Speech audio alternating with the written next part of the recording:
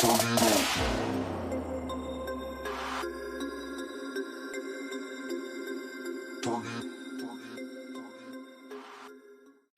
good afternoon, Austin back with another video, and welcome to AW Cleaning Services. So in today's video it's a bit of a arts and crafts or an equipment kit modification video. So for today's video I bought yesterday a 6-inch Unger squeegee, the Ergotac handle and channel and rubber, which is 6 inches. I need it for a very specific job where I've got small Georgian windows and also a very thin 6 1/4 inch piece of glass across a set of double doors to a shop. So in today's video this is where I turn my hand to many trades that I'm qualified at and some others that I know how to do very well. So we're going to turn this standard applicator strip washer, which is a 14-inch, very affordable, nothing special, no big brand name. So we're going to turn this into a 6-inch applicator. So today's video will feature some jump cuts, some fancy editing to save time, to save you time. I don't want you getting all bored and start yawning. So what I will do, I will cut and edit the video accordingly. So we've got ourselves a standard applicator. It's an aluminium T-bar. Not a bad sleeve in all fairness, but it's going to work well for what I'm going to use. So first and foremost, what we need to do is, we're working on 6 inches is our measurement. So what we're going to do, we're going to find the centre of the aluminium T-bar, which we'll mark off.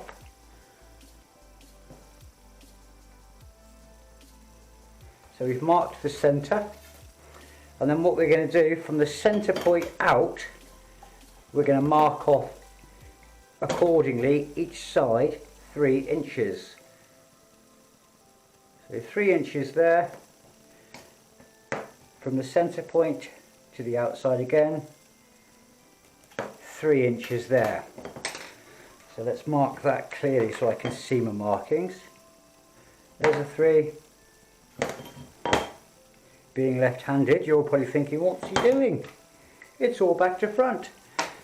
So 3 inches there and there. Right, so now, Stanley knife. We're not American, they're not box cutters, it's a Stanley knife. So with our blade, we're going to gently put our blade into the end cap of the T-bar. I guess a health and safety disclaimer for anyone out there that's never used a sharp knife or doesn't have any common sense. Please use it with caution and don't blame me when you cut yourself. So a pair of scissors just to grasp the end stopper. So as you can see, the plug comes out. Again on the other end, gently put your knife in.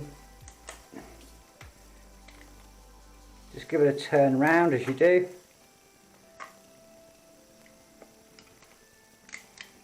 Like so. So scissors again are handy, or in this case a steel ruler. I don't want to damage my scissors. So now we've taken our 2 end plugs out of our T-bar. So now we have a hollow tube.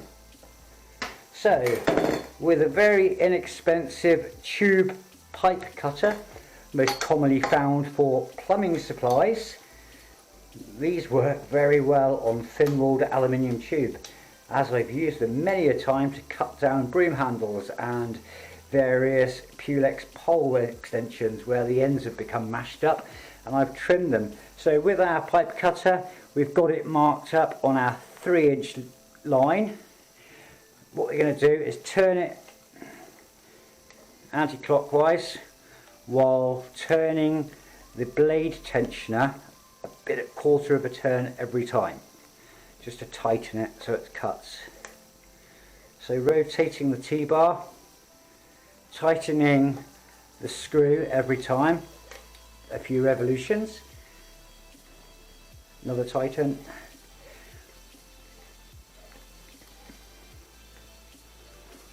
Tighten it again.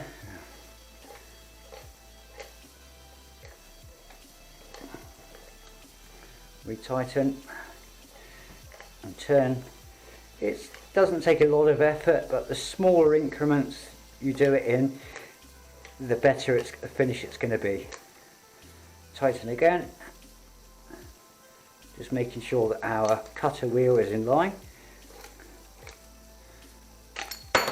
And there you go, voila! We have a very nice clean cut, and as you can see, our T-bar is now reduced in size. So open up the cutters.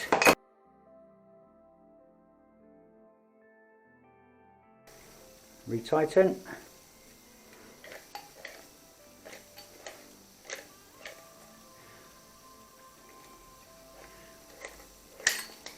And voila! So now we have removed the excess aluminium from our T-bar.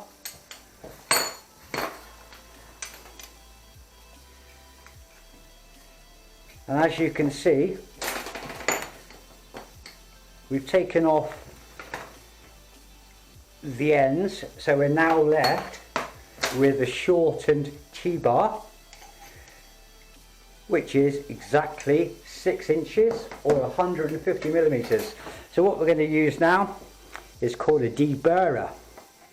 What it is, it's a blade at an angle. We put it on the opening of our cutter, rotate it round clockwise, and it takes any sharp burrs, hence why it's called a deburrer. Run it around the inside of the tube, and it gives us a nice clean inside wall without any sharp shards or debris. So now we've got our very small T-bar. We can then reinstall our end plugs, which we removed at the start. Because we've deburred it, they go in nicely with a big bang. So as you can see now, we have our T-bar with stop ends, and it actually looks like a factory finish. So we'll put that to one side. So what we've got now, with our sleeve being a 14-inch sleeve, it's a what they call a half sewn sleeve. So we've got a sewn pocket and an open end with the usual Velcro loop that we use to put over our T-bar. So what we're going to do is, just to ascertain it's in the right place, we'll open up our elastic loop. We'll feed our T-bar through the loop, not going all the way because there is a bit of play in the end, and then we'll push it into our sleeve like so. And what we'll do now with the pen, now we've got it pushed up, I'm going to then pull it back a few millimeters because we're going to allow for a hem. We're going to sew a hem and sew this inside out. So we'll draw a mark on the end of our sleeve like so. Hope you can see that. So we've got a red mark. We're going to get our ruler, and we're then going to transfer that mark like so over the circumference of the sleeve, making sure you've got it square at all times. So I'm just going to freehand this so I know that we're square and plumb, because it makes a difference later.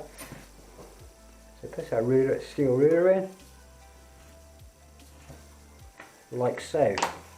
So now we've marked the inside of our sleeve, and we'll just try it for size.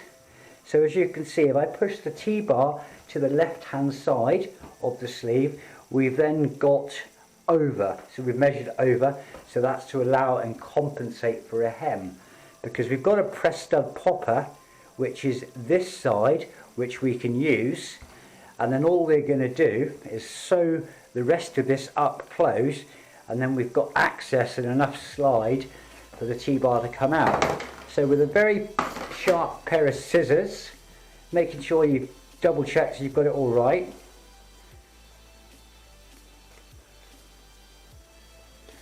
Just turn it inside out, as you see. Cut a nice straight line through our sleeve, like so. And that's the excess we don't need, so we'll throw that away, or we might be able to use that for something else. So as you can see now, we've cut our sleeve down, we've maintained our elastic loop, we have our press studs which still remain. We'll pop our elastic loop over our T-bar handle, like so. Push it up to the end, and then as you can see, it's given me enough excess on the end to sew a hem, and then I've also have the popper that's still there, and then we've actually got a 6-inch strip washer applicator. So all I'm going to do now is I'm going to sew that together, get it sewn up. I'll pause the video and I'll come back once it's all sewn up.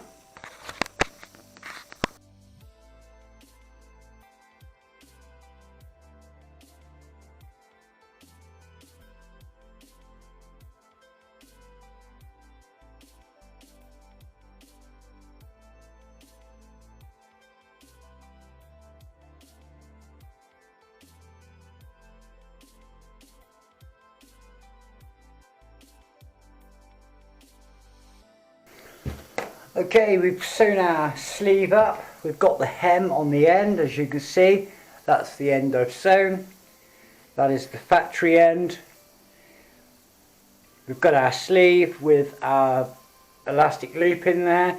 I've sewn up this closed end and put a good series of stitches in there, and I've left this end open at the moment because I'm just going to replace the popper stud, which I've got a brand new one, and the popper stud compression pin, which I'm going to hammer into a vise in my garage. But as you can see, I've got a 6-inch strip washer, applicator, T-bar and sleeve, which now will complement my 6-inch Unger squeegee that I've got, and will get me out of a tight spot trying to clean those mentioned windows. If you like the video, if you've got any questions, feel free to leave them in the comments below. If you'd like to subscribe, I'd really appreciate that. Don't forget to share it with your friends, and watch out for more videos coming shortly. Have a great weekend. Bye bye.